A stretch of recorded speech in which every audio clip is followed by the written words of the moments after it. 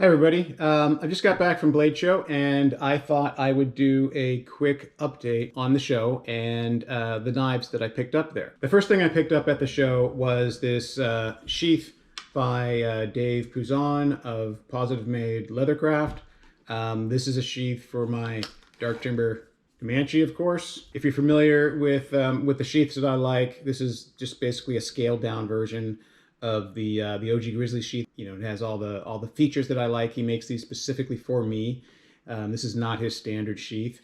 And what I've asked him to do here is, you know, it's a taco sheath, which I like because it's less weight. It has a slot for a ferro rod in the front. It has the snaps in the back, so I can wear it with my integral belts. And something that I asked him to do new is he put in these holes here. And I can feed, as you can see, paracord through here. I'm going to replace this paracord with survivor cord. And that should give me a good 2, maybe 3 feet of survivor cord that I can carry with me at all times. The last thing I picked up was this Road Dog Adventure Blade from Tops Knives. Now, this is the second version of this knife. This knife was designed by Barnaby Velarde. And I'll have a separate video on this knife. In between, I picked up a Dark Timber Custom Knives Revolver XL. This is a Damascus revolver. I'm not sure if you can see the pattern there, but it is 5160 and 52100 in stag. If you're a Dark Timber fan, it is the best way to get a custom from Peter if you are not on his list. If you're not on his list, there are really only 3 ways to get a custom. 1 would be to go to Blade Show. 2 would be to win a knife when they're offered on the Brotherhood Facebook page.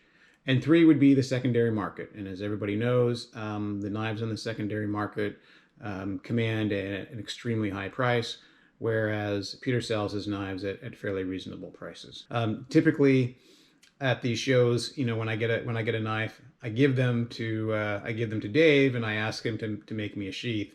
But you know, I didn't want to give this up. I did not want to be without it. And so what I decided was I was going to try to make a sheath myself. So I picked up this book.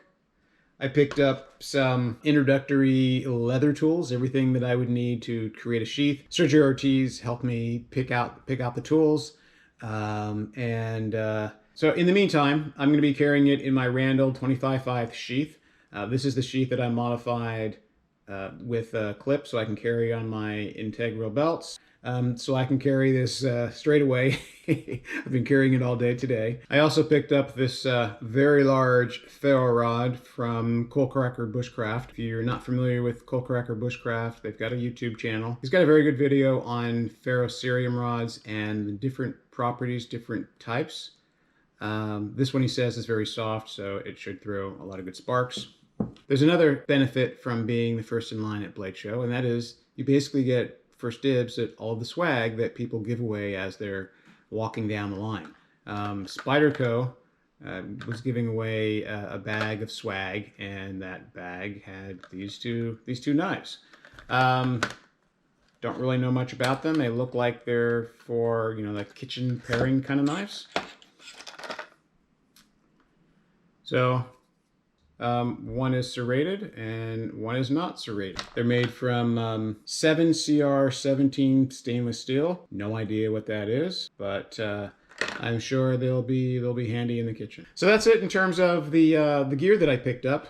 Let's talk about the show. So Blade Show for me started on Tuesday night. I took a red eye to Atlanta.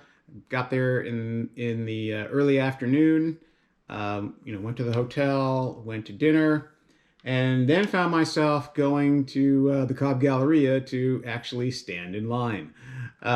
Typically the line starts on Thursday morning, and typically it's the Dark Timber Brotherhood, it's Lucky 13, and then you know, there are a whole bunch of other folder knife fans that are lining up early for whatever folders they're interested in. When I got there Wednesday, there were 7 other Brotherhood members that were there before me.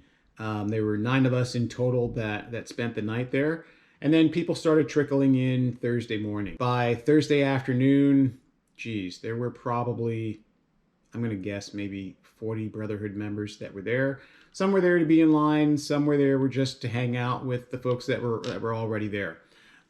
Peter and his wife Amber came by on Thursday afternoon, and they handed out playing cards. Now, those playing cards were all numbered, and they represented your current place in line. And so if you were the first person at the door on Wednesday night, you got card number 1. If you were number 2, you got card number 2, so on and so forth. Now, what that card represented to the folks in line was actually their chance to get a custom. So there were approximately 25 customs that were available for sale at the show. It's been quite a few years since Pete actually had that many customs to sell at the show.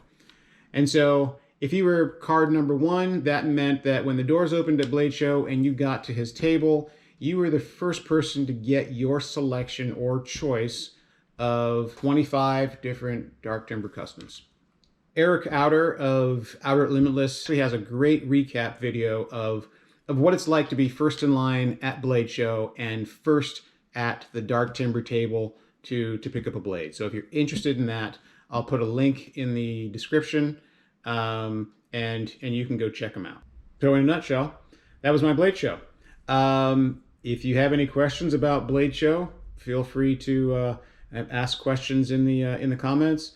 If you've stayed to the end of this video, I appreciate that. Thank you for watching. I'll have some outdoor adventures soon. I'm heading out to, I think I'm going to head out fishing either this weekend or next. It just depends. My wife's birthday's coming up, so I've got to time my weekends properly.